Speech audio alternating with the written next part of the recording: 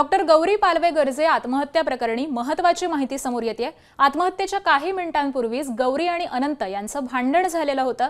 यावेळी अनंत हे पंकजा मुंडे यांच्या कार्यक्रमानिमित्त घराबाहेर पडले। अनंत गर्जेंची गाडी कोस्टल रोडला असतानाच गर्जे हे वारंवार गौरी यांना फोन करत होते, मात्र गौरी यांनी फोन उचलला नाही। याच संशयामधून अनंत याने गाडी पुन्हा घराकडे वळवली।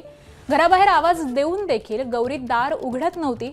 आतून कुठलीही प्रतिक्रिया मिळत नसल्यामुळे अनंत यांनी खिडकीतून डोकावलेलं असता पत्नीने गळफास घेतल्याचं त्यांनी पाहिलं। अनंत गर्जेच्या चौकशीमध्ये ही माहिती समोर आल्याचं पोलीस सूत्रांची माहिती आहे।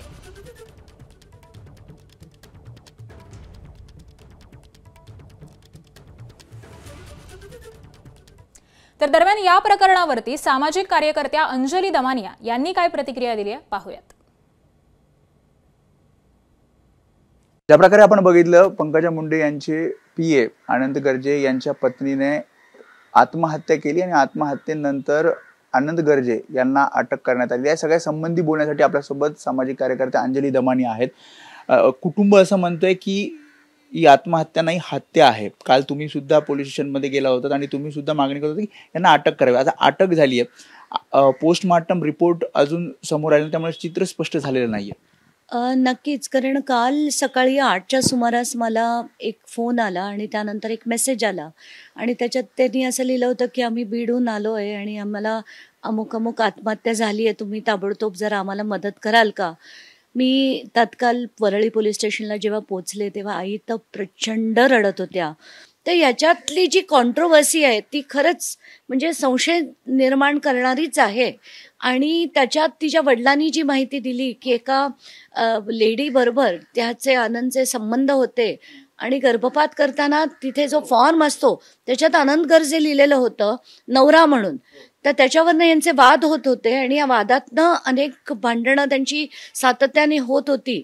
एवढंच नाही तर तिथे मी जेव्हा पोलीस स्टेशनला उभी होते, 2 तिच्या KEM हॉस्पिटलच्या मैत्रिणी ज्या डॉक्टर्स होत्या त्या देखील उपस्थित होत्या आणि त्या म्हणाल्या की मी विचारलं तिला अशा कधी म्हणजे त्रास होता, काही बोलली होती का, तेव्हा ते म्हणाले हो, तिच्या चेहऱ्यावर नेहमी मार्क्स असायचे, म्हणजे ब्रुजेस असायचे। यांनी जे स्टेटमेंट दिलं पोलिसांना त्यात असं त्यांचं म्हणणं आहे की मी घरी तेव्हा नव्हतो आणि एका माळ्यावरून दुसऱ्या माळ्यावर जाऊन मी बघितलं तिने आत्महत्या केली होती। नाही, आता याच्यात मी काहीच बोलू शकत नाही, हा तपासाचा भाग आहे। कारण वडिलांनी जी माहिती दिली आणि तिच्या ऑफिसमधल्या कलिग्सनी त्यांचं असंही म्हणणं होतं की अतिशय स्ट्रॉंग मुलगी होती, ती अशी इतकी लेचीपेची नव्हती की ती आत्महत्या करेल। तर असा प्रश्न आहे की काल सकाळपासनं म्हणजे ती मयत झाल्यापासनं तिला हॉस्पिटलमध्ये सोडल्यानंतर हे गायब का झाले।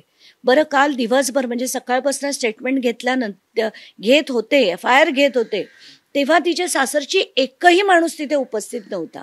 एवढंच नाही, आता जर पोस्टमॉर्टम होत आहे मॉर्च्युरीमध्ये देखील सासरचा एकही व्यक्ती नव्हता। ती जर आत्महत्या होती म्हणजे तिने काही कारणाने केली तर यांना गायब राहण्याची काही कारणच नव्हतं। काल काय झालं, तिथे पोलीस स्टेशनमध्ये असताना ते बाहेरच्या त्या बीडच्या माणसांनी मला सांगितलं की ताई, तुम्ही FIR करत असताना इथे सेटलमेंटच्या गोष्टी होत होत्या।